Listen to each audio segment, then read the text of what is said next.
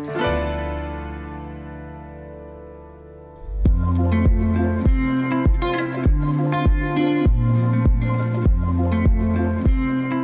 you've got one day in Austin, we're going to kind of show you some tips and tidbits, and we're going to get some barbecue. We're going to stop at the visitor center because we always do that. See where we should go. And see what they recommend to do for one day in Austin.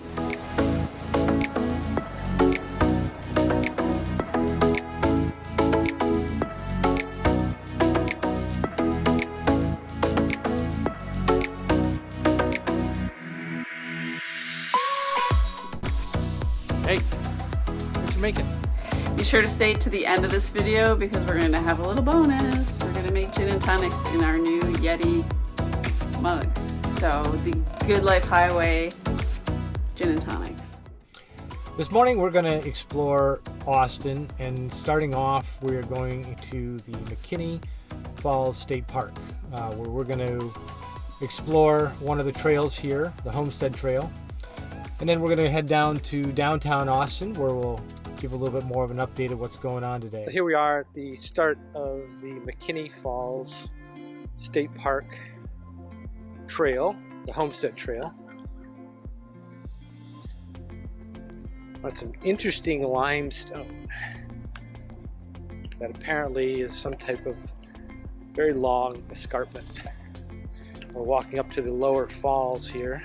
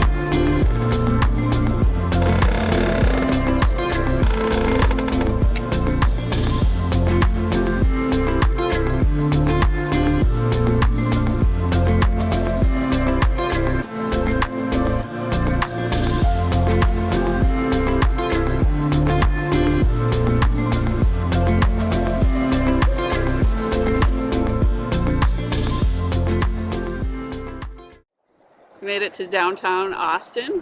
First thing we're going to do, of course, is go to the visitor center because that's what we like to do. Find out where we want to eat. Yeah, first thing on the list today is finding some barbecue. We just stepped in the visitors center and now we are headed to Cooper's Barbecue. Just up the street, it's walking distance. Everything's really walkable here. It's really a beautiful city.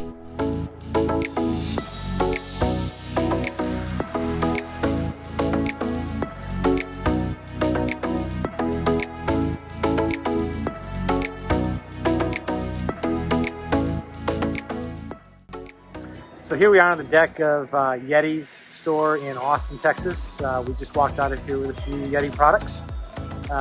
We just went to Cooper's Barbecue, which was delicious after we went to the state park, and now we're going to do a little shopping and see what else the city has. So we might have to skip the state capitol. We really wanted to see that, but there's only so many hours in the day.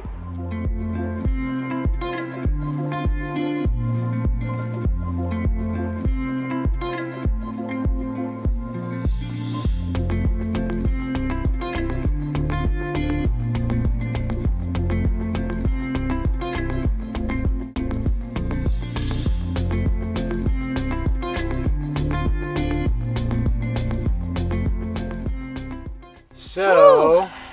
Austin in a day. It's windy again in Texas, but we just finished our day here in Austin. Thanks for coming along with us. We're on our way to pick up Jack, our dog. This is a great city. It is. It has the Chicago, Milwaukee feel. Has kind of like Midwestern feel. It's on the water. Lots of restaurants. Yeah, it's breweries, really clean. wineries. It's a beautiful city. We walked 7 miles today, 7.5 miles today, so we're pretty beat. We didn't even scratch the surface. We didn't get to the capital. No. But great city. Yeah, we just stopped at Central District Brewing Company. Over on Red River and 5th Street. So it was a nice little place, newer. They said it was newer. We had a little cider there. Definitely check out Austin if you're in the area. It's worth it. It's super easy to get into town. Good parking. No worries at all. Yeah, we're in a huge surface lot, $5 to park. So yeah, thanks.